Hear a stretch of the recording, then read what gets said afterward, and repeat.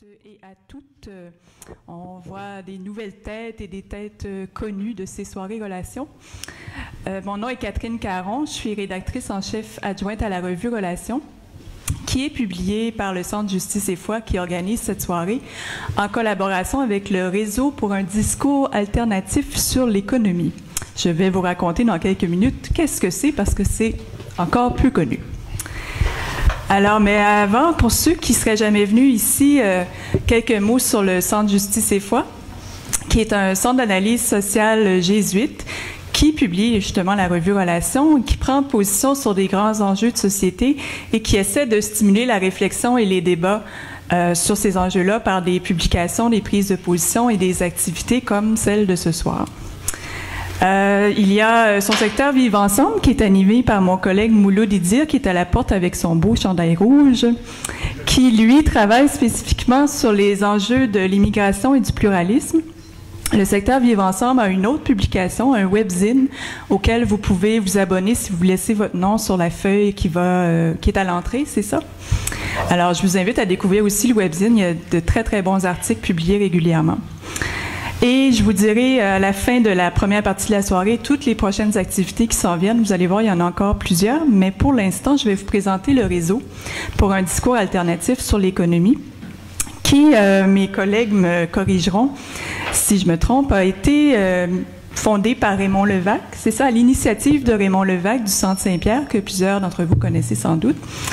Et c'est un réseau d'organismes qui ont voulu se regrouper pour porter un discours alternatif sur l'économie, finalement, qui publie des petits livres, surtout, et organise différentes activités autour de ces livres-là pour susciter, lui aussi, des débats sur l'économie.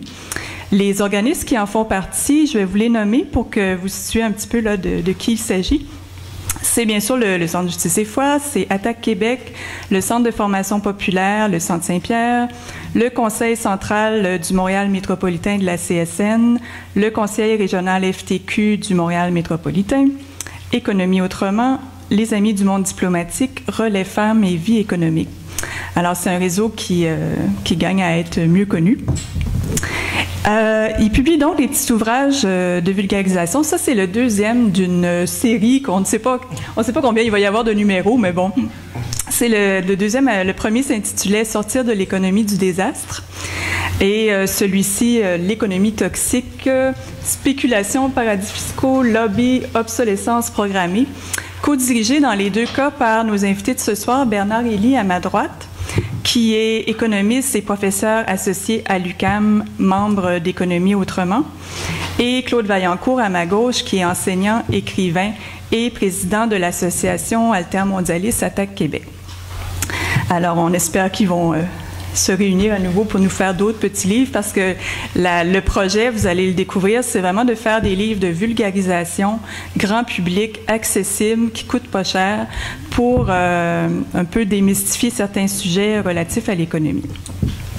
Ce soir, je vais présenter notre troisième invité qui est très, très loin de moi, ma foi, qui est Audrey Lorrain-Lamotte, qui est une doctorante en sociologie à l'UQAM et membre du collectif d'analyse de la financiarisation du capitalisme avancé, ouh là là, le CAFCA. On ne peut pas réussir à le dire sans le lire. Alors, Audrey, en fait, ne signe pas un chapitre du livre, contrairement aux deux autres invités. Elle remplace en quelque sorte Éric Pinault, qui est celui qui a signé le texte sur la financiarisation et la spéculation. Alors, bienvenue, Audrey. Alors, on commence avec Bernard Elie. Et là, vous allez voir, c'est costaud parce qu'on commence avec un sujet dont on parle trop peu souvent, finalement, la création monétaire. Bernard va nous expliquer un peu qu'est-ce que c'est, comment ça fonctionne et aussi quelles sont les grandes réformes dans ce domaine-là et dans la finance en général là, qui serait bon de mettre de l'avant. Il a 20 minutes. Je vais minuter soigneusement pour que chacun respecte son temps. Chacun va avoir 20 minutes. Ensuite, on va faire une pause. Puis, dans la deuxième partie de la soirée, ce sera la période d'échange avec vous tous et vous pourrez poser vos questions. Bien. Alors, merci. Alors, en 20 minutes, traiter du sujet que l'on m'a confié, c'est assez ambitieux. C'est sans doute le thème et le sujet que mes étudiants, en pratiquement 40 ans de carrière, ont eu le plus de difficulté à comprendre. Parce que la monnaie, c'est sans doute le thème qui est le plus galvaudé. Tout le monde croit connaître c'est quoi la monnaie, comment c'est créé, mais personne ne le sait. La connaissance moyenne des gens, c'est, les bébés naissent dans des choux-fleurs, ou ce sont les cigognes qui apportent des bébés à la maison. Pour la monnaie, c'est à peu près la même chose. Hein? Alors, la création monétaire de tout temps relève d'institutions de dépôt. Et ici, au Québec, au Canada, c'est les banques à charte, caisses populaires, certaines sociétés de fiducie. C'est pas le gouvernement fédéral ou la Banque du Canada qui, un bon matin, se lève et dit « Aujourd'hui, je vais créer 1 milliard de dollars ». Non, c'est pas comme ça que ça fonctionne. Et la monnaie ne repose sur aucun actif tangible. Il n'y a pas d'or. Dès la loi de 1871, la loi de la monnaie au Canada disait qu'il fallait qu'il y ait au moins des réserves pour 25% des billets qui étaient émis. Si on pouvait. Hein? On n'a jamais pu. Hein? Alors, et donc, la monnaie, comme on le verra, c'est quelque chose qui est très imbriqué dans le développement économique, dans la croissance économique et dans l'activité de tous les jours. Alors, pour vous montrer, si on regarde, si j'espère que je ne ferai rien sauter, c'est supposé changer, ça? C'est pas un touch, c'est pas un écran tactile. Ah, il faut aller là. Bernard, il faut sophistiqué. C'est trop techno pour nous. Non, moi, c'est parce que je suis très... Ça marche, ça? Non. Faut peser en bas? Ouais. Ici? Là? Oui, ici. C'est un touch. Ah, OK. Alors, ici, c'est au début de l'article et dans le petit livre, il y a cette citation d'un document de la Banque du Canada qui est très significatif. Certains peuvent s'interroger sur la raison pour laquelle la Banque du Canada, qui est la banque centrale, qui appartient au ministre des Finances à 100%, ne peut accroître ou diminuer à volonté l'offre de monnaie. La Banque du Canada dit, moi, je ne peux pas augmenter ou diminuer la masse monétaire. Puisqu'elle même si elle détermine l'offre de papier-monnaie en circulation. Mais le papier-monnaie, c'est, selon la définition qu'on prend de ce qu'est la masse monétaire, c'est entre 2 et 6% de la masse monétaire. Et donc, on peut même considérer que les billets, c'est une monnaie d'appoint. D'ailleurs, on s'est débarrassé des billets d'1 $, des 2 $, et le billet de 5 $, après les prochaines élections, va disparaître. Ça coûte beaucoup trop cher pour ce que c'est. Donc ici, la Banque du Canada dit, c'est pas moi qui joue là-dessus, et comme on le verra tout à l'heure, ça correspond purement à vraiment des besoins d'appoint. Alors, ce sont les banques commerciales et autres institutions financières qui créent la plus grande partie des actifs servant de monnaie. Qu'est-ce qu'on entend par un actif servant de monnaie? Quand vous faites un chèque pour payer, je ne sais pas, votre compte d'électricité, vous utilisez la dette de la banque ou de la caisse populaire où vous êtes. Et pour vous, c'est un actif parce que c'est votre dépôt que vous allez faire circuler. Hein? Et donc, la plupart des transactions se font de cette façon-là. Et même aujourd'hui, moi, je me souviens de l'époque où, jeune prof, on recevait notre chèque de paye le jeudi midi, puis là, on allait passer 1 heure à faire la queue pour déposer notre chèque parce qu'il n'y avait pas de dépôt automatique. Aujourd'hui, la plupart des salariés voient leur chèque déposé directement. En plus, dans votre compte bancaire, souvent, le câble, si vous êtes abonné au câble, va se payer. Hydro-Québec va se payer. Si vous avez une hypothèque, elle va se payer. Si vous avez un prêt automobile ou n'importe quoi, tout se fait avec des instruments qui sont purement électroniques ou des transferts automatiques. Hein? Les pièces et les billets, c'est vraiment primitif. Alors, et donc ici, les institutions privées créent la plus grande partie des actifs servant de monnaie en octroyant des prêts, et c'est là que c'est important, aux particuliers et aux entreprises. En ce sens, les institutions financières créent ou peuvent créer de la monnaie. Alors, c'est pas moi qui parle, c'est la Banque du Canada. Hein? Et c'est en accordant des prêts. Bon, une banque bien gérée n'a pas de liquidité. Hein? Si moi j'étais banquier et puis que j'avais des réserves de plusieurs millions de dollars, ça ne prendrait pas de temps qu'on me mettrait à la porte.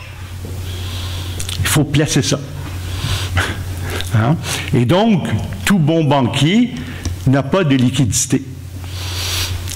Jusqu'en 1971, les banques devaient garder des réserves sous forme de billets ou de titres du gouvernement fédéral. Aujourd'hui, c'est abandonné. Hein? Et donc, les banques ont un grand avantage sur toutes les autres institutions, aussi bien les particuliers que les entreprises, c'est, excusez le barbarisme, elles peuvent monétiser leur dette. C'est-à-dire leur dette peut servir de monnaie. Quand une banque vous accorde un prêt pour rénover votre cuisine, par exemple, elle va mettre dans votre compte en banque, par exemple, plus 5 000 $. C'est tout. C'est un jeu d'écriture. Et vous avez un chéquier ou une carte de Visa ou Mastercard ou autre, et vous pouvez faire des paiements au magasin Rona pour acheter de la tuyauterie. Bon.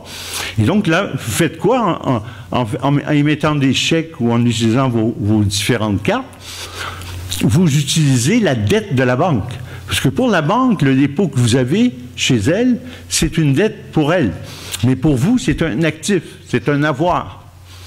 Hein? Alors donc, la banque, en vous prêtant, crée de la monnaie. Et quand vous allez rembourser ce prêt-là, vous allez détruire la monnaie que la banque a créée. Hein? Est-ce que c'est trop abstrait ou vous suivez? Là? Bon. Mais le banquier ne peut pas se dire ce matin, tenez, ça me tente, je vais créer 50 millions de dollars. Non, le banquier ne peut pas faire ça. Et c'est là la beauté de la chose. C'est-à-dire que pour qu'une banque puisse créer de la monnaie, il faut qu'elle accorde un prêt. Pour accorder un prêt, il faut que quelqu'un lui demande un emprunt. Mais s'il n'y a personne qui veut emprunter, la banque ne pourra pas créer de la monnaie, parce qu'elle ne pourra pas faire de prêt. Hein? Et donc, dans le système monétaire, tout le monde est imbriqué l'un dans l'autre. La dette des uns est l'actif des autres, et l'actif des autres est la dette d'un autre, etc. Et donc, essentiellement, la monnaie devient une institution. On a un certain nombre de conventions entre nous. Quand vous vous couchez le soir, vous ne demandez pas est-ce que demain, mon compte en banque où j'ai 600 $ va valoir encore 600 $ en termes de pouvoir d'achat d'aujourd'hui. Vous ne vous demandez pas si le billet de 20 $ que j'ai dans ma poche va valoir encore 20 $ demain matin, ou bien il va y avoir de l'inflation pendant la nuit, puis je ne pourrai plus acheter ce que je pouvais acheter aujourd'hui.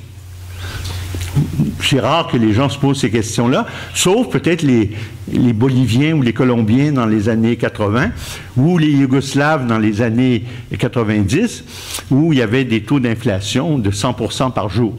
Hein? Alors, ce que faisaient les Yougoslaves, dès qu'ils recevaient leur paye, tout le monde quittait leur travail et allait acheter tout ce qu'ils pouvaient acheter sur le marché avant que les prix augmentent trop.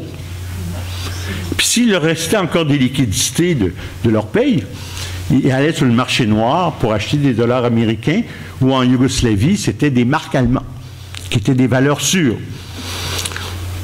Parce que les gens fuyaient leur propre monnaie nationale, parce que la monnaie nationale les gens avaient perdu confiance en elle. Pourquoi ils avaient perdu confiance? Parce que les règles sur lesquelles repose le système monétaire n'existaient plus. Le principal acteur pour articuler la règle, l'État, ne jouait plus son rôle. Et donc, la confiance en la monnaie disparaissait. Alors, la monnaie, aujourd'hui, repose sur la confiance que les gens ont en elle. Et c'est quoi la confiance? C'est d'avoir un pouvoir d'achat qui est stable, ou relativement stable. Et donc, en ce sens-là, il faut que tout le monde s'entende sur des règles. Dès qu'il y a quelqu'un qui viole la règle, ben, le système peut s'effondrer. Hein? Alors, donc ici, la Banque du Canada vous le dit bien, c'est, je vais refaire l'opération en changeant de... Ça marche? Ah, c'est magnifique. Donc, le dernier numéro de la revue des statistiques financières et bancaires de la Banque du Canada, qui est sorti au mois de février dernier, et donc des données pour le 31 décembre dernier, on ne peut pas faire plus récent. Alors, il y a un très grand nombre de définitions de la masse monétaire. Hein, facilement, on peut en identifier 40. Mais là, je vous ai mis que 2 définitions, M2 et M3. Alors, si on prend le premier en haut, la monnaie hors banque, c'est les billets et les pièces, c'est vraiment quelque chose qui représente par rapport à M2 5,28% et 3,62% du total qu'on retrouve ici, c'est le total de M2, 1297 milliards, et M3, 1893 milliards. Hein? Il n'y a pas de mot en français pour parler de milliers de milliards. Surtout pas le terme anglais trillion, hein, s'il vous plaît. Ah, donc, la monnaie, c'est vraiment très peu. La monnaie, les billets et les pièces. Et les billets sont appelés à disparaître parce que ça coûte une fortune à gérer. Imaginez, sur les billets, je viens d'en avoir un ici, un beau 10 $, il y a un numéro. Alors, quand il est abîmé, il arrive à la Banque du Canada par l'intermédiaire des caisses populaires ou des banques, on annule le numéro, il faut prendre note du numéro sur le billet. Seulement pour les billets de 2 $ et de 1 $, ça coûte environ 180 millions par année à gérer. Alors, c'est une bonne économie d'abolir ça. Et là, le prochain, c'est le billet de 5 $ qui va disparaître. Alors donc, vous avez ensuite, comme instrument monétaire, en plus des billets et des pièces, les dépôts. Alors, les dépôts à vue, c'est le terme utilisé par les économistes pour des comptes chèques véritables. D'accord? Si ça existe encore. Les dépôts à terme pour 579 milliards. Les dépôts autres que ceux des particuliers, donc les entreprises, les gouvernements, 420 milliards. Et là, ici, la différence entre M2 et M3, ce sont essentiellement les dépôts en monnaie étrangère des résidents canadiens. Alors, je ne sais pas, Bombardier ou Claude, son compte en euros ou en roubles, hein, ça rentre dans la définition de M3.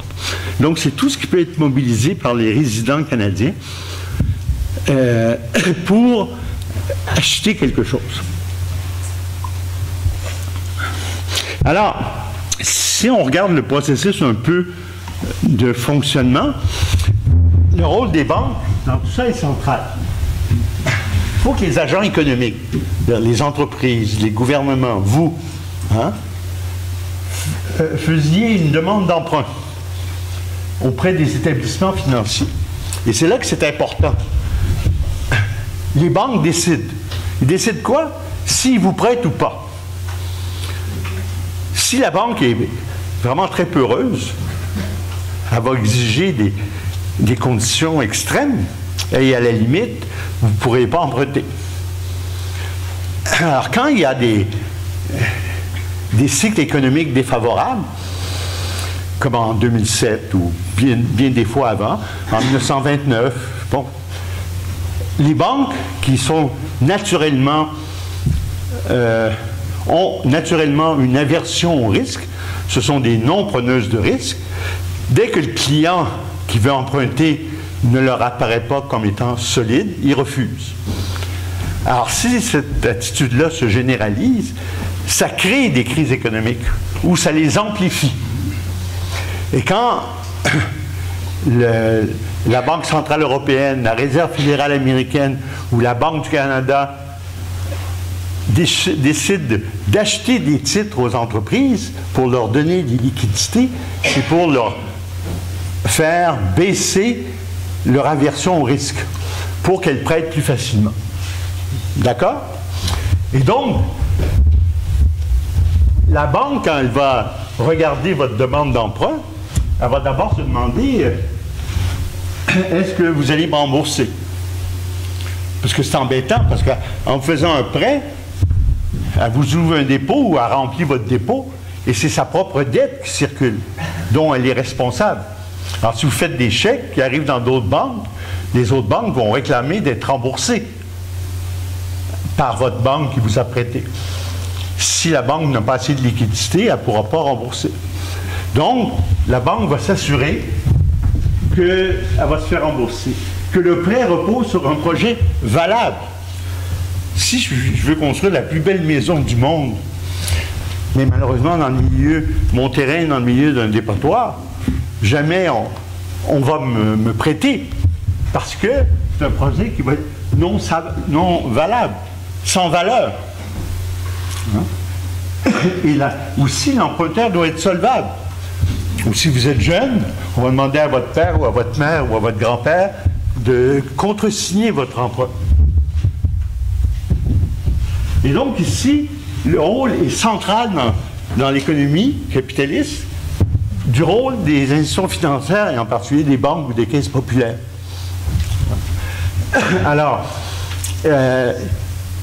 et ce rôle central de ces institutions-là va soit provoquer des crises ou soit les amplifier. En 2007-2008, les banques sont trouvées tellement fines avec leurs nouveaux produits financiers qu'elles sont mises à avoir des comportements, disons, un peu lâches, où on construit des nouveaux produits financiers en croyant qu'ils remettaient le risque à l'autre, alors que ce n'était pas du tout le cas.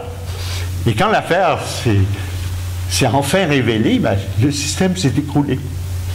Alors donc, dans ce sens-là, ici, même si la banque fait un pari sur votre activité économique, rien n'empêche qu'elle est centrale, l'activité de la banque.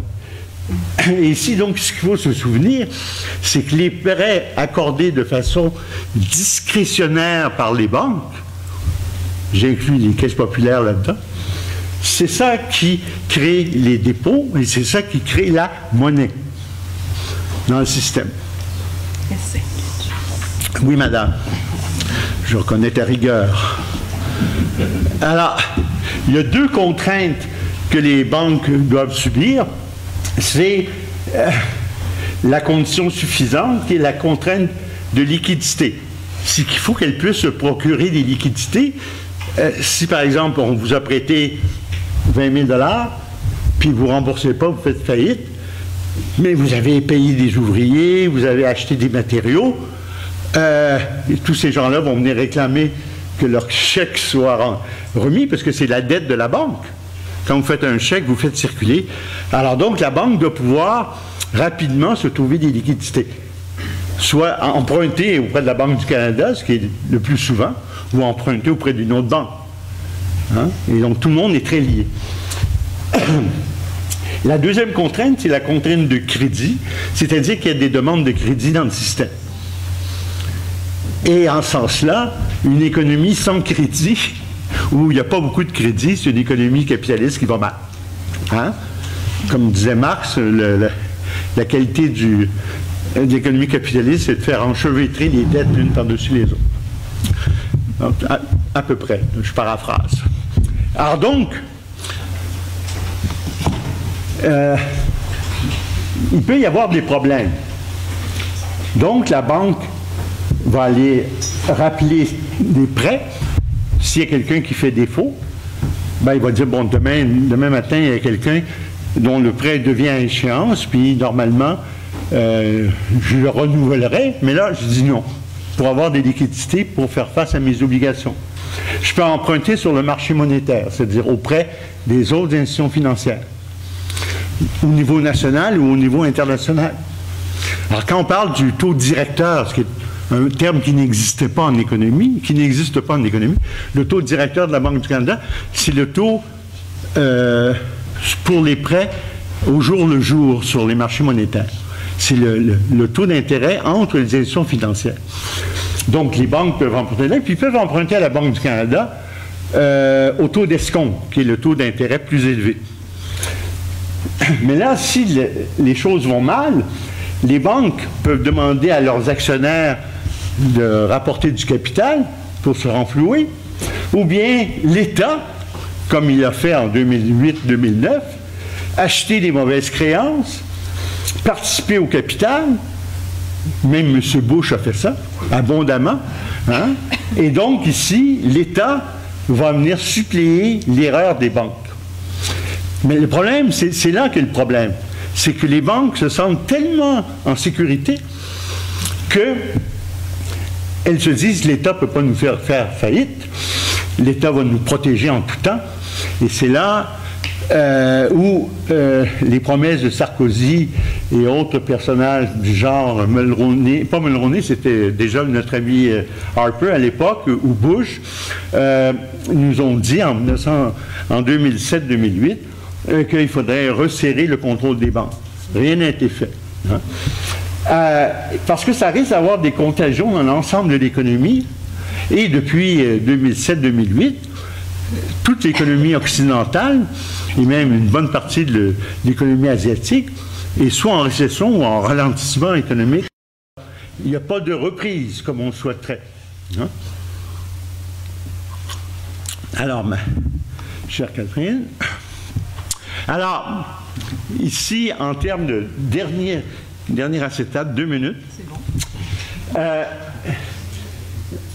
La libéralisation depuis 30-40 ans, depuis la loi des banques de 1967 et surtout celle de 81-91, où les banques ont été libérées de leurs contraintes qui avaient été mises en place lors de la dernière grande crise dans les années 30.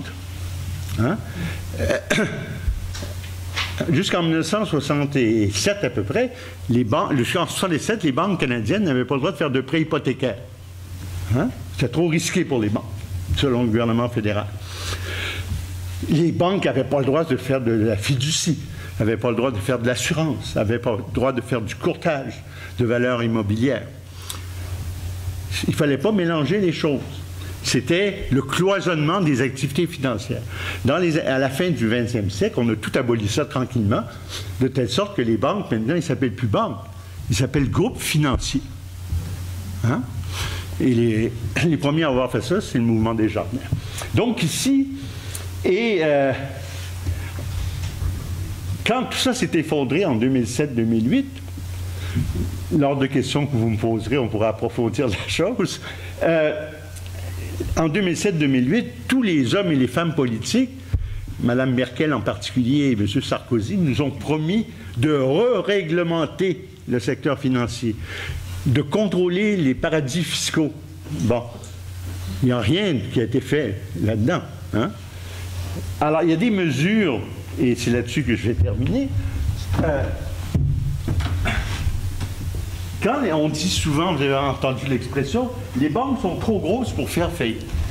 Effectivement, si vous prenez la Banque Royale, ou même la Banque de Montréal, ou encore même la Banque de Nouvelle-Écosse, et même la petite Banque nationale, si ces institutions-là faisaient faillite, c'est tout le système monétaire et financier canadien qui s'écroule. Hein? Les banques canadiennes, il n'y a plus de sociétés de fiducie indépendantes au Canada, dignes de ce nom. Hein? Les compagnies d'assurance ont presque été toutes achetées par les banques ou le mouvement des Jardins. Les 6 grandes banques, en allant jusqu'à la plus petite qui était la Banque nationale, contrôlent à peu près 85-90% du marché financier canadien. S'il y en a une qui fait faillite, le système s'écroule. les aléas moraux, c'est ça. On est trop gros pour faire faillite. L'économie canadienne a besoin de nous. Jamais ils vont nous laisser tomber. Alors, on continue à faire n'importe quoi. Il faut rétablir la responsabilité des acteurs. Qu'il y a des financiers que certains ont qualifiés de génial dans les années 2000, qui ont créé ce qu'on appelait des nouveaux produits financiers. C'était des belles constructions qui demandaient beaucoup d'imagination. Ben ces belles valeurs, ces gens-là devraient être responsables de ce qu'ils ont causé comme dégâts. Le recloisonnement, il faut reséparer les différents secteurs financiers pour éviter la contamination d'un secteur à l'autre. Le contrôle des paradis fiscaux, il fait 10 ans qu'on nous promet ça, puis il n'y a jamais rien eu qui a été fait. Et au niveau international, il devrait y avoir des agences internationales de cotation. Par exemple, quand on parle de Standard & Poor's, Moody's, toutes ces grandes entreprises de cotation, de notation des entreprises ou des gouvernements, ça ne devrait pas être laissé entre les mains d'entreprises privées qui sont là pour faire maximiser leurs profits et être au service de d'autres entreprises privées. Il y a trop de conflits d'intérêts possibles. Ça devrait être mis entre les mains d'agences internationales relevant du FMI ou de la Banque mondiale, mais plus que ça soit privé. Alors donc, la place exceptionnelle et privilégiée que les banques ont dans notre système financier est la cause des déséquilibres et de l'amplification des déséquilibres. Et donc, tant et aussi longtemps que nos gouvernements ne vont pas réagir à ça, puis ils ne le feront pas dans un avenir prévisible, du moins en ce qui concerne mon âge, la situation, les crises économiques vont revenir régulièrement. Alors, je ne sais pas si je vous ai éclairé un peu sur la mécanique financière. On aura l'occasion peut-être de s'en parler tout à l'heure lors des questions. Voilà, madame. Je suis sûre que tu les as éclairés à bien des égards, en tout cas concernant la création de la monnaie. Ce qui concerne la crise, peut-être que vous êtes un peu plus familier avec l'explication. On verra dans la période d'échange que ça suscite dans vos esprits. Alors, jusqu'ici, tout va bien? Tout le monde est là? Oui? Alors, on s'en va avec Audrey parler financiarisation et spéculation. On est dans des grands sujets ce soir, il faut s'accrocher un petit peu, mais la période d'échange permettra peut-être d'élucider certaines choses qui peuvent rester un peu nébuleuses. Alors, à toi la parole, Audrey. Oui, merci. Ah, bon, on m'entend bien.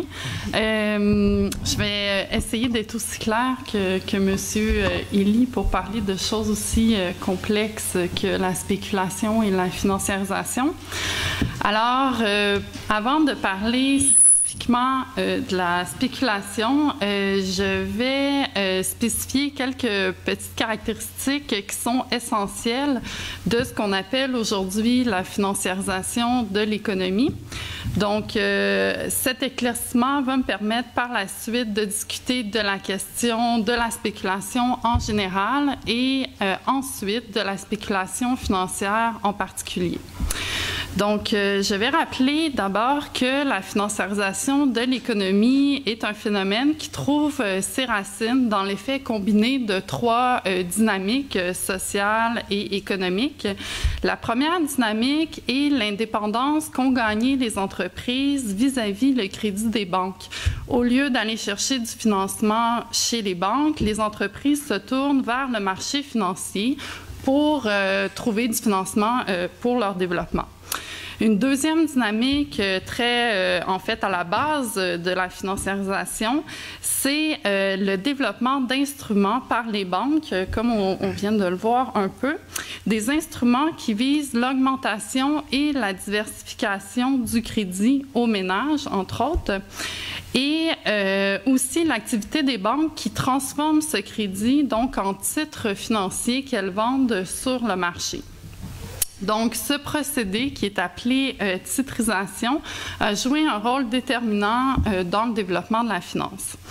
Enfin, la troisième dynamique essentielle à la financiarisation, c'est l'insertion des ménages dans la sphère financière. Les ménages sont partie prenante de la sphère financière de deux façons.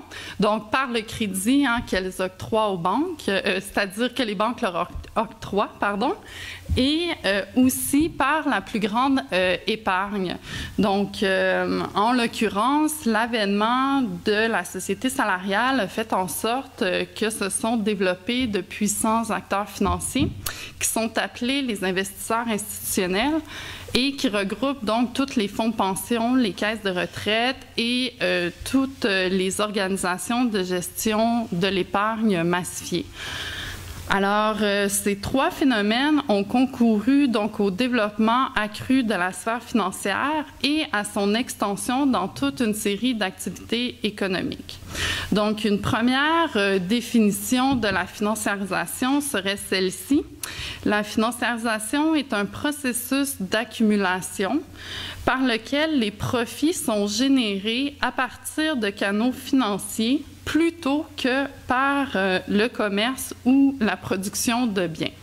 Donc, pour vous donner un exemple, une compagnie de voitures dans une économie qui est non financiarisée, c'est-à-dire une économie de type Fordiste jusque dans les années 70, engrangeait des profits donc en vendant des voitures au prix, au-dessus du prix que ça coûtait finalement les fabriquer.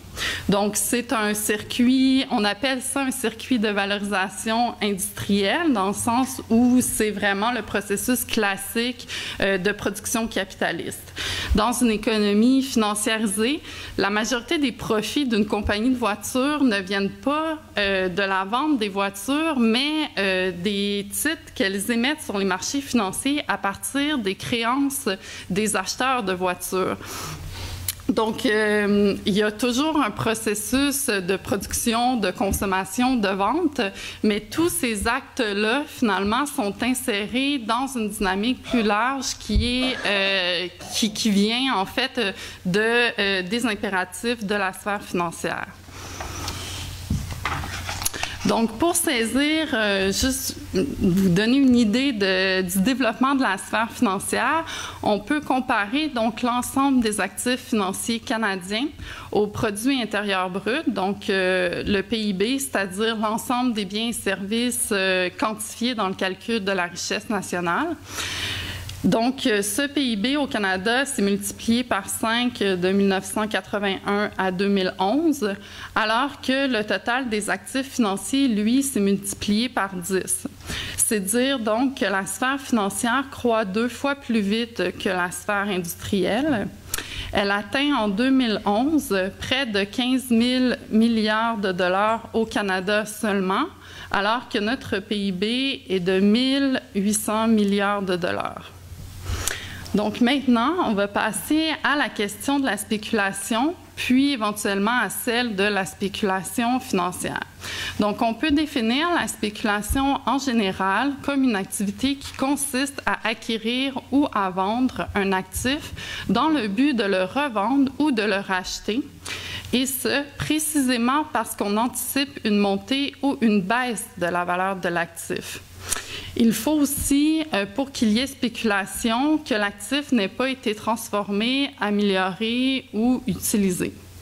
Les marchands et les commerçants achètent et vendent eux aussi, mais ce qui fait vraiment la caractéristique des spéculateurs, c'est que l'anticipation d'un changement de valeur est le motif principal de la transaction. Donc, ce n'est pas le cas chez les marchands et les commerçants qui, eux, tirent du profit de l'achat en gros et de la vente.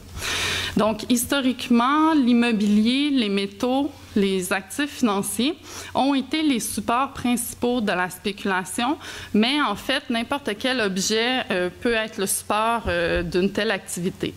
Alors, par exemple, lors de la première bulle spéculative qui remonte au 17e siècle aux Pays-Bas, on a appelé ce phénomène la tulipomanie. C'était le bulbe de tulipe qui était le support de la spéculation. Alors, c'est dire que spéculation et et capitalisme vont de pair et que la spéculation a toujours fait partie du capitalisme. Et cela tient en fait au fait que la sphère économique n'est pas régie a priori par d'autres normes que celles du capital, ce qui fait en sorte finalement qu'il est permis d'utiliser des biens dans le seul but de s'enrichir, en fait, sans les utiliser, sans les transformer, sans les mettre au service du bien commun finalement. Donc, pour la petite histoire aussi, il faut rappeler que Keynes, qui était loin d'être un anticapitaliste, Keynes, donc, avait caractérisé la spéculation comme étant vraiment quelque chose d'immoral et qui était une activité oisive très condamnable. Il l'avait appelé à ce qu'on appelle, l'euthanasie du rentier. Donc, le rentier qui était celui, finalement, qui tire ses revenus de la seule détention des actifs. Donc, on opposait, finalement, le rentier aux travailleurs ou à l'entrepreneur qui, eux, avaient des activités, disons, moins passives pour gagner leur vie. Donc, la spéculation financière, quant à elle, s'effectue sur des titres financiers. Donc, ces titres peuvent dériver, les titres financiers peuvent dériver des mêmes choses que la spéculation en général, mais on spécule vraiment sur le titre financier lui-même. Donc, il y avait de la spéculation immobilière avant, où elle existe encore à l'extérieur de la sphère financière, mais on peut aussi spéculer sur des titres qui dérivent du secteur immobilier. Donc, quelle est l'origine de la spéculation financière contemporaine et quelle est un peu son ampleur? En fait, depuis la fin des accords de Bretton Woods, les taux de change et les taux d'intérêt sont déterminés par le mouvement d'achat et de vente sur les marchés. Donc, les acteurs financiers, qui incluent surtout, en fait, les banques et les entreprises, vont, selon l'économiste François Morin, chercher à se couvrir contre la variation des cours des monnaies ou celle des taux d'intérêt.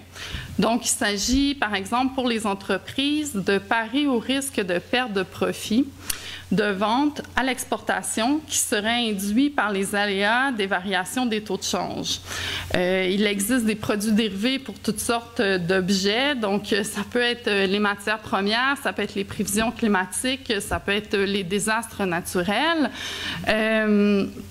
Les dérivés servent généralement donc à convenir aujourd'hui d'un prix pour une transaction future. Bon, ça, c'est une sorte de dérivé, c'est la principale. C'est un prix qui protège des fluctuations. Par exemple, une entreprise qui a besoin d'un métal en particulier, elle ne veut pas, importer une quantité, elle veut payer le même prix pour une quantité qu'elle importe à tous les mois. Elle va se couvrir de la fluctuation des taux de change en achetant c'est-à-dire en ayant recours à un produit dérivé. Il y a donc dans une transaction une des deux parties qui assume le risque de la fluctuation et cette partie qui accepte le risque, elle l'accepte parce qu'elle pense tirer profit finalement de la base de son anticipation. Donc, cependant, cette partie-là, elle peut quand même retenir une part du risque et elle vend la part à un troisième acteur dans un autre produit dérivé. Et ce troisième acteur fait de même avec un quatrième acteur et il y a une série de produits dérivés qui s'engendrent finalement de façon assez complexe, qui mène à une grande chaîne au bout de laquelle finalement il y a des spéculateurs. Et donc, juste pour vous donner une idée de la grandeur des produits dérivés, alors on parle de 710 000 milliards de dollars. Et, par exemple, l'exposition des banques aux produits dérivés peut être, comme dans le cas de Goldman Sachs, 410 fois supérieure à leurs actifs financiers. Et finalement, donc, toute l'idée de ce processus de production de produits dérivés, c'est que l'objet initial qui était la couverture du risque, en compte soit la variation du taux de change, soit la variation du taux d'intérêt, elle est devenue une activité spéculative. Donc là, on ne sait plus, par exemple, départager les deux types de motivation. Est-ce que les acteurs du marché sont en train d'acheter des produits dérivés pour spéculer ou ils sont en train d'acheter des produits dérivés pour se couvrir des fluctuations du marché?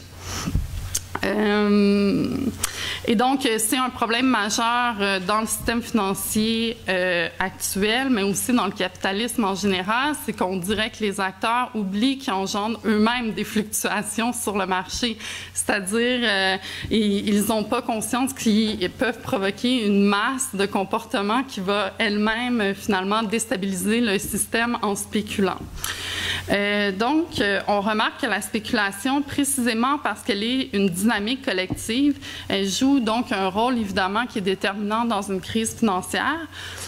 Plus précisément, les spéculateurs orientent leurs pratiques en fonction de certaines conventions qui sont partagées par la communauté financière et c'est ces conventions-là qui éclatent lors d'une crise économique. Donc, par exemple, ce que j'entends par convention, c'est un ensemble de croyances, de valeurs et de présupposés d'ordre culturel et économique qui orientent le discours et la pratique de la communauté d'acteurs pour qui et par qui elle est produite. Donc, par exemple, dans la crise de 2008, il y avait deux conventions fondamentales qui étaient à la base de la pratique des acteurs financiers. Alors, il y avait d'abord l'idée que la titrisation, ce qu'on a vu tout à l'heure, ce que les banques faisaient, c'est-à-dire transformer en titre financier une créance contractée par les ménages. Donc, on pensait que cette titrisation-là, finalement, allait distribuer le risque à travers le marché financier et ainsi l'atténuer. En tout cas, c'est-à-dire expulser le risque du secteur bancaire. Et c'était compris finalement comme un gage d'efficience et de stabilité. Et c'était une convention donc, qui était largement partagée, qui est encore partagée aujourd'hui, même après la crise. Ensuite, il y avait une autre convention fondamentale qui était que le prix de l'immobilier ne pouvait jamais vraiment chuter plus que 2 ou 3 trimestres de suite. Donc, c'était l'idée que finalement, c'est important d'investir dans l'immobilier parce que c'est quelque chose qui ne perd jamais de valeur, qui va tout le temps continuer à en prendre. Et la crise financière de 2008 est véritablement l'écroulement de ces deux conventions. Donc, le prix de l'immobilier chute et finalement, on se rend compte que les titres financiers qui sont issus du procédé de titrisation sont très risqués et donc, on cherche à s'en départir finalement. Donc, une crise financière, en général, a 5 étapes. Donc, je vais essayer d'aller plus rapidement. La première phase, en fait, est marquée par une stabilité de la croissance des actifs. Donc, c'est une phase où, par exemple, pour la bulle Internet, on pensait que ça allait révolutionner la technologie. Et donc, on a procédé à des investissements très, très risqués parce que les entreprises qui étaient liées à ce secteur-là se développaient. Mais en même temps, les entreprises se développaient parce que les acteurs financiers croyaient à leur croissance.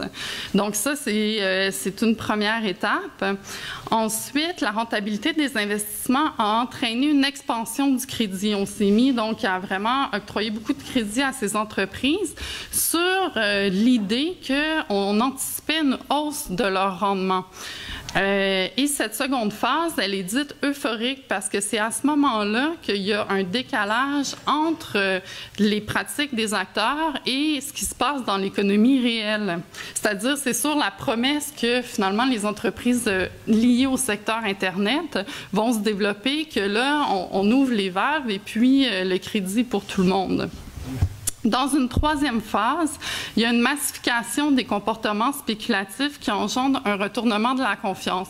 Pendant la crise des subprimes de 2008, c'est à partir du moment où Greenspan, le directeur de la Banque centrale américaine, a dit il n'y a pas n'y a pas de bulle, il y a une sorte de décrémage. Et là, les acteurs financiers ont commencé à remettre en cause la Convention et finalement, c'est cette perte de confiance qu'on voyait tout à l'heure à propos des banques. Mais là encore aussi, c'est une sorte de... C'est une perte de confiance et de croyance, en fait, dans ce qui était convenu qui s'écroule. Et donc, ça crée un climat de panique qui, dans une quatrième phase, on va chercher à revenir finalement à une opinion qui va être partagée au sein du marché. On cherche finalement une opinion stabilisatrice sur laquelle les acteurs vont pouvoir consolider leur stratégie et recommencer une nouvelle bulle. Donc, il y a 4 phases qui sont internes à la sphère financière, mais il y a une 5e phase aussi, qui est celle finalement d'un recours à un agent extérieur qui peut être l'État ou les banques. Donc, ce petit schéma, en fait, était pour vous dire que les crises financières, elles montrent qu'elles constituent en fait plus que des expériences ou des événements isolés. Les crises financières, elles sont endogènes au capitalisme et au cœur du système financier, de son dérèglement, et les crises financières révèlent aussi le caractère profondément instable finalement du système dans lequel on est en ce moment. Donc rapidement, à partir de suggestions faites par des économistes hétérodoxes comme André Orléans, François Morin, Frédéric Lordon, je vais proposer 3 ou 4 pistes de réflexion pour la discussion. Alors, c'est même pas une minute. Alors, d'abord, comme M. Elie l'a mentionné, il faudrait absolument penser à interdire le processus de titrisation, en tout cas de titrisation du crédit pour les banques et justement rétablir la responsabilité des acteurs. En fait, l'idée, c'est juste que celui qui prête doit assumer le risque qui vient avec la créance. Ensuite, François Morin pense qu'une monnaie commune régie par une banque centrale internationale permettrait de supprimer tout un pan de la spéculation mondiale. Pour vous donner une idée, les produits dérivés sur les taux de change et sur les taux d'intérêt constituent 91% de tous les produits dérivés. Donc, s'il n'y a plus à avoir de couverture sur les taux de change et les taux d'intérêt, on a éliminé 91% des produits dérivés et donc une part astronomique finalement des activités spéculatives. Troisièmement, donc l'idée, ça serait une taxation sur les transactions monétaires. Si on applique une taxation de 1%, on aurait un revenu de 2000 milliards de dollars par année, ce qui permettrait d'éponger en 25 ans l'ensemble des dettes publiques sur la planète. Enfin, donc, c'était simplement pour terminer. Donc, l'idée aussi, c'est de se battre à l'intérieur de la science économique pour faire valoir des points de vue pluriels, en fait, et aussi remettre les sciences économiques dans le giron des sciences sociales pour pouvoir avoir sur elles soumettre, en fait, les sciences économiques au pouvoir démocratique et les remettre comme sciences sociales. Voilà. Merci beaucoup, Audrey. Tu nous ouvres la porte sur le sujet d'un des chapitres du livre sur l'enseignement de l'économie, la nécessité de plus de pluralisme, le chapitre de Sylvie Morel qui ouvre le livre et qui propose une réflexion très intéressante. J'espère que vous n'avez pas trop le tournis. On a un peu le tournis quand on parle de finances, là, à un moment donné. Le François Morin, dont elle a parlé, il appelle la planète financière, il utilise le mot « le mur de l'argent ». Que nos sociétés sont finalement face à un mur de l'argent qui est d'une hauteur qu'on n'est même plus capable d'imaginer tellement elle est haute. Alors, on voit aussi que l'expression « remettre la finance à sa place » serait très pertinente à la lumière de ce que vous nous racontez, mais il y a beaucoup de propositions qui ont déjà été mentionnées par vous deux. Et Claude en aura d'autres, j'en suis sûre, sur les paradis fiscaux. C'est ça, donc Claude est président d'Attaque Québec, une association citoyenne qui travaille sur le sujet des paradis fiscaux depuis 15 ans, qui a fait des livres, des brochures et des conférences et des activités Sur le sujet, également des campagnes qui s'adressaient ou qui visaient les banques. Ça vient pas d'être inventé dans la lutte actuelle contre l'austérité. Ça s'est fait déjà plusieurs années et ça continue fort heureusement. Alors, Claude va nous faire un petit topo pour nous expliquer l'ABC des paradis fiscaux, mais aussi quoi faire à leur sujet. Bon, mais bonsoir tout le monde.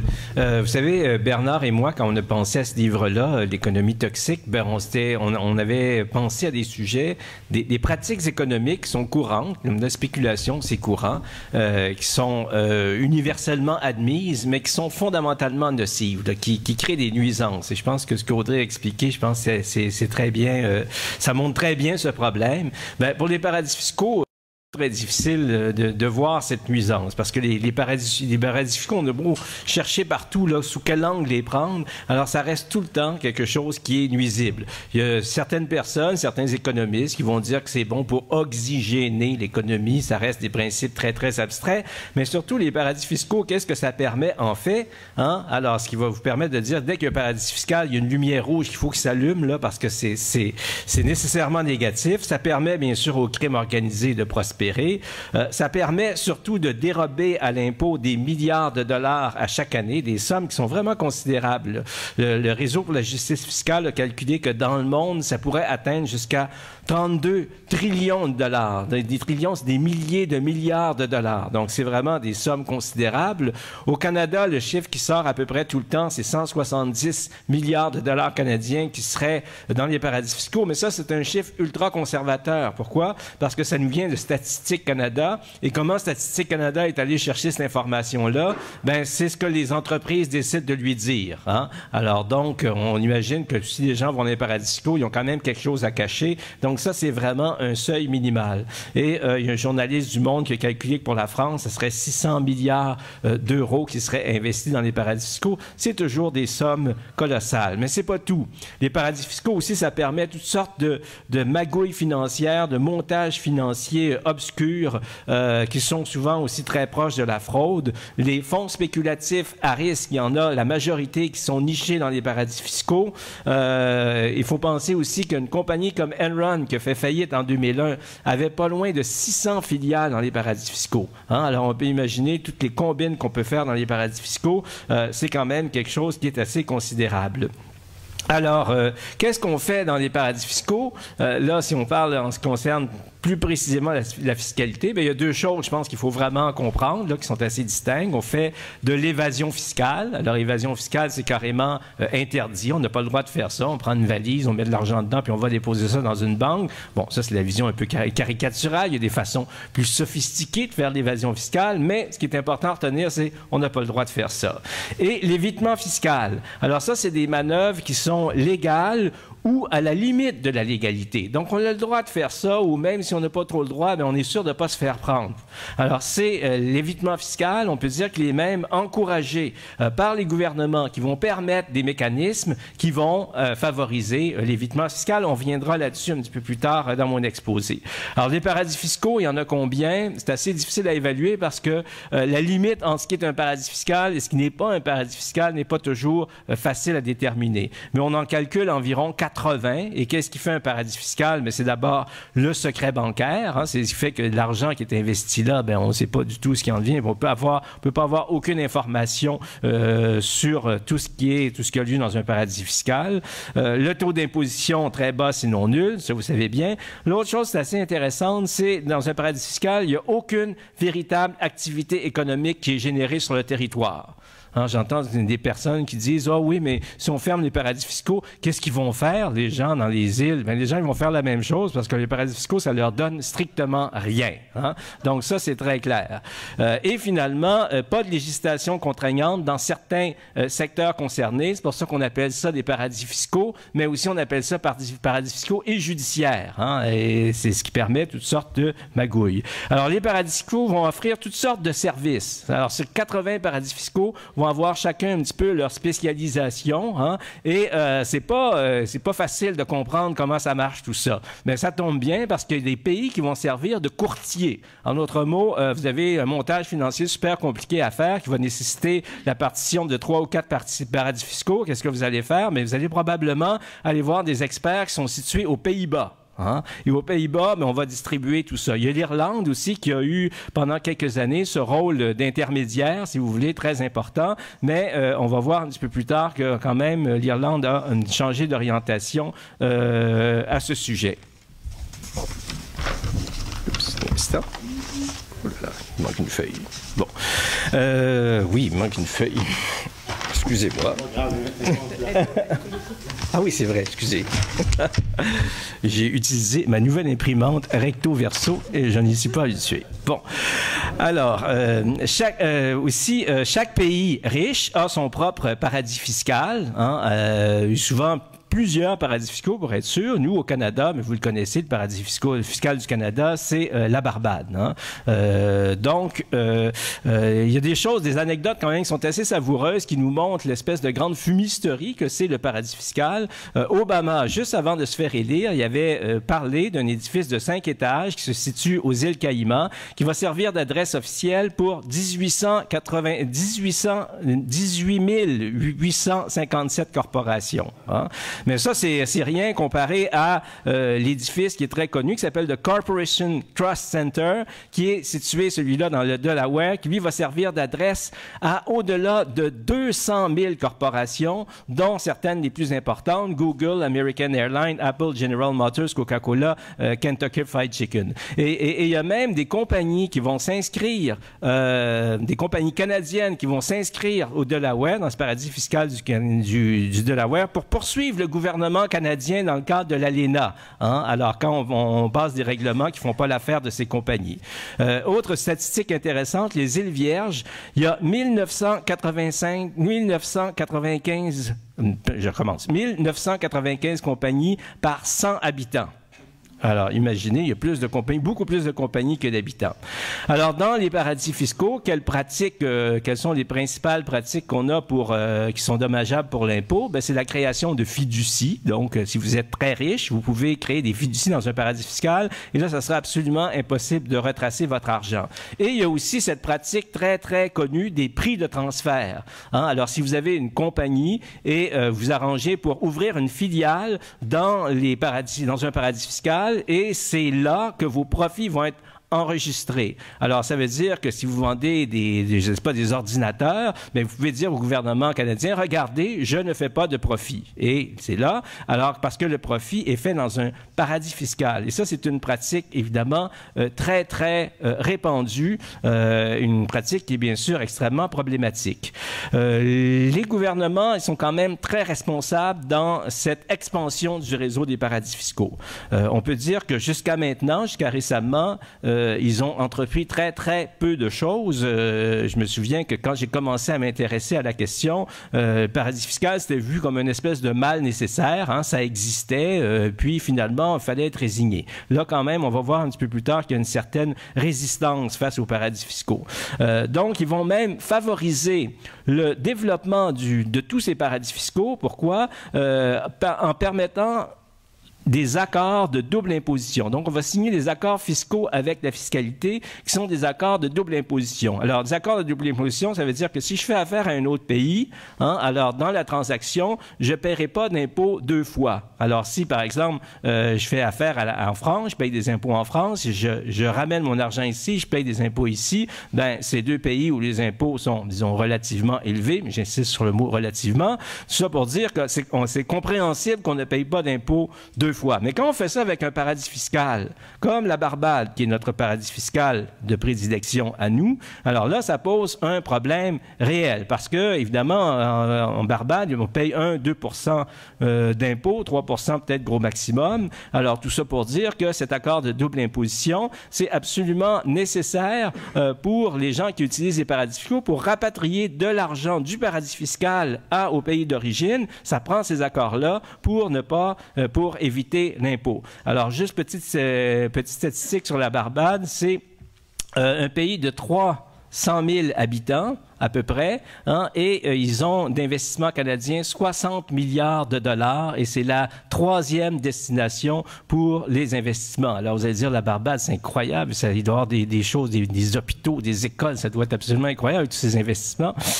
C'est pas tout à fait le cas. Et petite chose savoureuse, le nom de l'accord, je vais vous le citer, entre le Canada et la Barbade, ça s'intitule « L'accord entre le Canada et la Barbade, tendant à éviter les doubles impositions et à prévenir l'évasion fiscale en matière d'impôts sur le revenu et la fortune. » Prévenir l'évasion fiscale, vous avez bien lu, c'est du Orwell, hein, c'est dire une chose et son contraire en même temps, donc ça crée de la confusion. Alors cet accord entre le Canada et la Barbade a été conclu en 1980, mais ça a pris du temps avant de le découvrir. En fait, il a fallu que notre ex-premier ministre et ministre des Finances, Paul Martin, s'en serve, et depuis qu'il a déménagé ses sociétés à la Barbade, ben, le nombre d'entreprises canadiennes à la Barbade a augmenté de 3600% selon Statistique Canada. Donc, c'est quand même des choses assez étonnantes.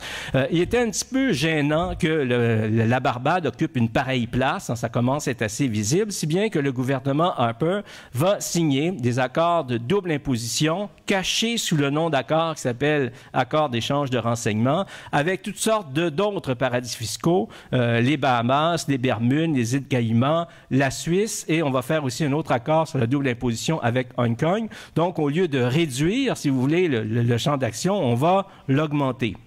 Et c'est plus facile que jamais, finalement, d'avoir accès aux paradis fiscaux maintenant. Alors, les paradis fiscaux, ça pose plusieurs problèmes, hein. Et le principal problème que ça pose, je dirais, c'est une négation de l'état de droit. Alors, dans l'état de droit, on dit que tous les citoyens sont égaux. Avec les paradis fiscaux, ben, il y a deux catégories de citoyens. Il y a vous et moi, qui n'avons pas accès aux paradis fiscaux, et il y a, bien sûr, les gens très, très riches et les grandes compagnies qui, elles, ont accès. Ça cause un problème même au niveau des compagnies, parce que les grandes multinationales peuvent facilement avoir accès aux paradis fiscaux, tandis que la petite PME locale, qui agit à une échelle uniquement locale, elle n'a pas accès à ça. Et quand les deux sont en compétition pour un appel d'offres, hein, ça veut dire que les grandes multinationales sont extrêmement avantagées parce qu'elles ont toutes ces économies qui sont quand même considérables, celles de ne pas payer d'impôts. Donc, premièrement. Deuxièmement, aussi, on dit que tous doivent payer de l'impôt, qu'il s'agit d'un devoir de citoyen, hein, ce qu'on va faire bientôt. Ça ne fait pas plaisir, mais qu'est-ce que vous voulez? Il faut passer par là. Ben, les grandes compagnies, les individus très riches peuvent décider s'ils payent de l'impôt ou non. Ils peuvent même décider combien ils vont en payer. Donc, vous voyez que, encore une fois, deux poids, deux mesures. Dans l'état de droit, normalement, on privilégie la transparence et l'accès à l'information. Avec les paradis fiscaux, avec le secret bancaire, bien justement, on vit dans un manque total de transparence. On crée des zones d'ombre, hein, ou évidemment complètement impénétrables. On nous dit aussi que dans l'état de droit, il faut pourchasser et poursuivre le crime. Mais avec les paradis fiscaux, les criminels peuvent laver leur argent sale sans aucune difficulté, hein, et ça a permis, d'une façon quand même assez importante, l'expansion du crime organisé. Alors, la question qu'on peut se poser, c'est où en sommes-nous actuellement dans la lutte contre les paradis fiscaux? Alors, Bernard a très bien dit que le problème, hein, est devenu criant lors de la crise de 2007-2008 et surtout dans les années qui ont suivi. On a commencé à appliquer des plans d'austérité partout dans les pays, aussi bien les pays du Nord que les pays du Sud. Alors là, on s'est dit, écoutez, on a besoin d'argent, on a besoin d'aller chercher toutes nos ressources. On voit dans ces paradis fiscaux dans lesquels il y a des sommes colossales qui nous échappent, et on dit, ben, il faut agir contre ça. Et c'est ça a été la réaction des chefs d'État après la crise. Donc, en 2008, 2009, Obama, Sarkozy, Angela Merkel et Gordon Brown ont fait des déclarations comme quoi il fallait s'attaquer aux paradis fiscaux. Je vais vous en citer une de Gordon Brown qui a dit « Les placements de tous ne seraient-ils pas beaucoup plus sûrs si le monde entier se mettait d'accord pour interdire les systèmes bancaires parallèles et les paradis fiscaux? » Donc, on parle carrément d'une interdiction. Malheureusement, ça n'a pas donné de résultats vraiment probants. Et il va falloir encore attendre avant qu'il y ait des résultats significatifs. Et là, tout à coup, ben, ce qui s'est passé, c'est des changements réels. En fait, ce sont des scandales, finalement, qui vont sortir, qui vont s'aligner un après l'autre et qui vont faire que le problème des paradis fiscaux va être révélé là, d'une manière flagrante sur la place publique. Alors, premier scandale, ça s'est passé en France. France et au Royaume-Uni, ben, on s'est rendu compte que des très grandes compagnies comme Amazon, Starbucks, Apple, Microsoft, etc., ne payaient pas d'impôts. Hein? Puis c'était vraiment zéro impôt. Alors imaginez la compagnie Starbucks qui est établie depuis 7 ans au Royaume-Uni et dans toutes ces 7 années n'aurait réalisé aucun profit. Ben là, ça commence à être difficile à digérer, surtout quand les gens, eux, subissent des plans d'austérité qui sont très, très durs. Donc ça a provoqué des réactions très fortes. Et ensuite, 3 fuites, mais vraiment spectaculaires. On les a appelées les Offshore Leaks, les Lux Leaks et les Swiss Leaks. Alors, excusez les termes anglais, mais les médias n'ont pas pris la peine de traduire ce terme. Alors, les Offshore Leaks, ça a été la première grande révélation. C'est arrivé d'Australie, ça. Alors, on s'est rendu compte que ça touchait quelque chose comme une douzaine de banques. Et ce qui est intéressant dans celui-là,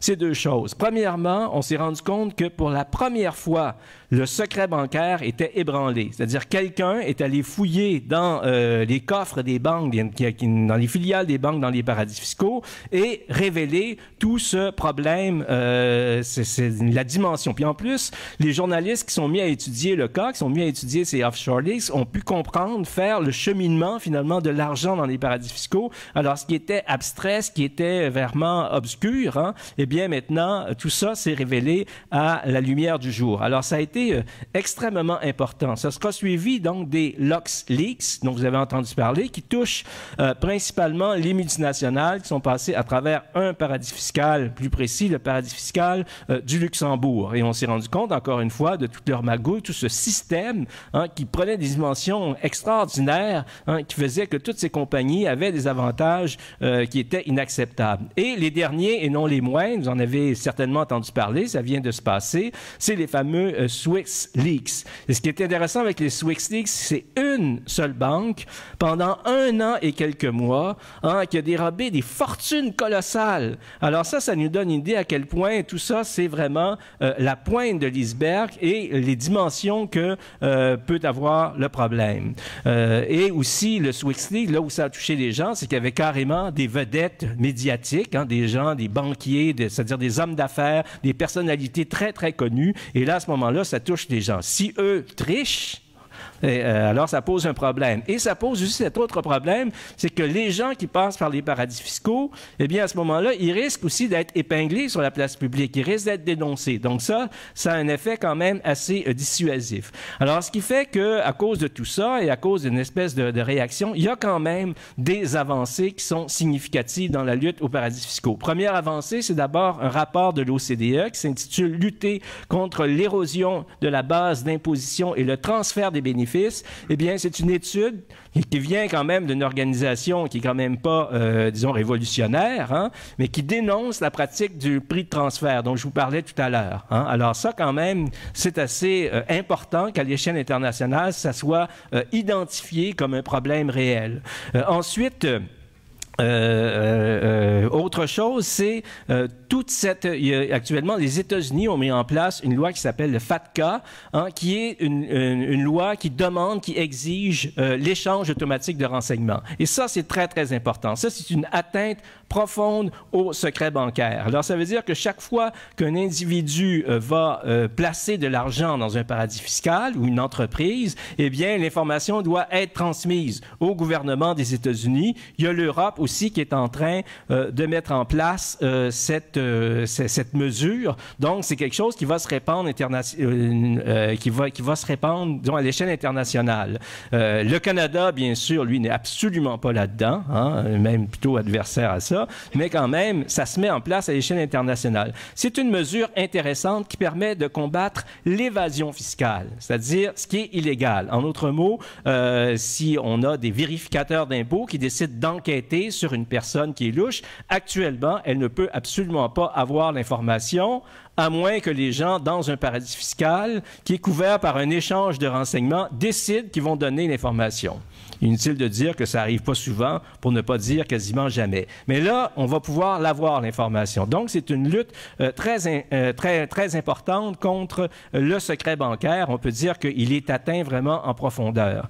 Une autre avancée intéressante, c'est l'élimination du double irlandais. Qu'est-ce que c'est que le double irlandais? Ça permettait en Irlande de créer sur place des sociétés hybrides dont la résidence se trouvait dans un paradis fiscal. Je vous parlais du rôle d'entremetteur des Pays-Bas et de l'Irlande, qui est un rôle extrêmement important qui permettait aux entreprises de trouver quelqu'un qui les guide dans cette espèce de jungle un peu folle des paradis fiscaux. Donc, ça, c'est des avancées. Mais qu'est-ce qu'il nous reste à faire? Bien sûr, tout ça, c'est nettement insuffisant. Ce qu'il faut d'abord, c'est mettre fin à ces ententes fiscales avec les paradis fiscaux. Ces ententes fiscales sur la double imposition, ça n'a aucune raison d'être, sinon à permettre à des gens de ne pas payer des impôts. Alors, on a réussi à mettre fin à certaines ententes internationales, n'est-ce pas, quand le Canada a décidé de rompre notre attachement à Kyoto. Hein? Alors, on a dit, ça marche plus, ben pourquoi pas, on pourrait le faire sur des choses utiles plutôt que de le faire sur des choses dangereuses.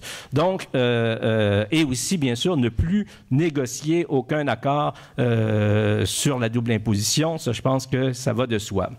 Ensuite, il faudrait tout simplement, pourquoi pas, tout simplement interdire aux banques canadiennes d'avoir des filiales dans les paradis fiscaux. Actuellement, toutes les grandes banques canadiennes ont de nombreuses filiales dans les paradis fiscaux. Je crois que la Banque Scotia, c'est la championne là-dedans, suivie de la Banque royale du Canada. Alors, si elles ont des filiales, c'est nécessairement pour faire des choses qui sont malhonnêtes ou inacceptables. Il n'y a aucune raison d'avoir des filiales dans un paradis fiscal pour une banque canadienne. Alors, on pourrait tout simplement dire, ben, vous n'avez plus le droit de faire ça.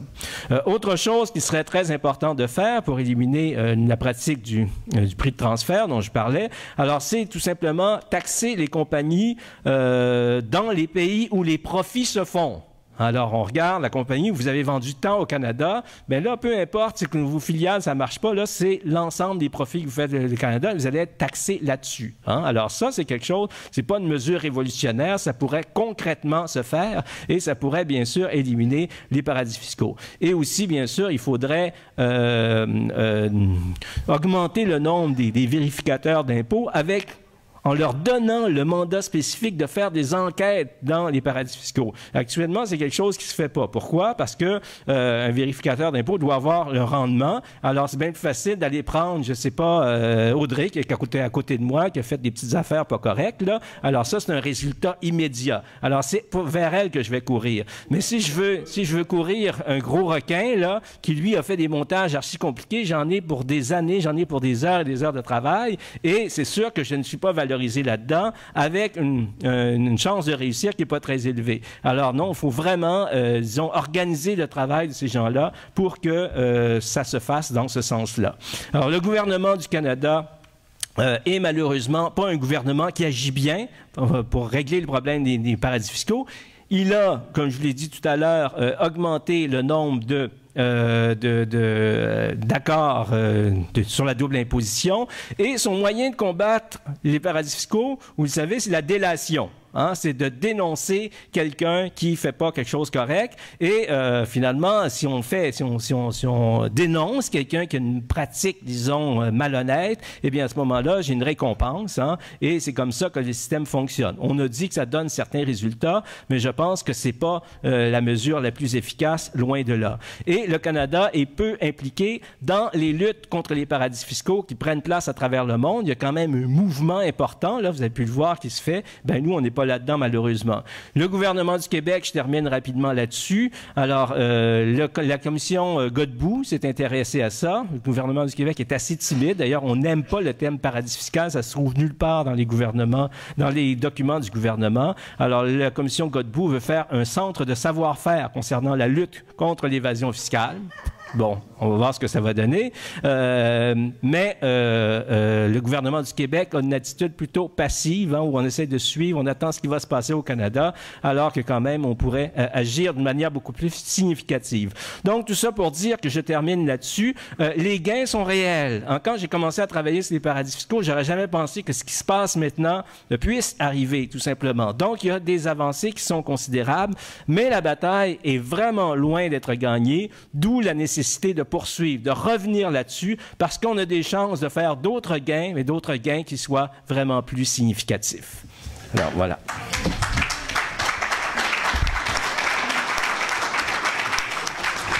Merci, Claude.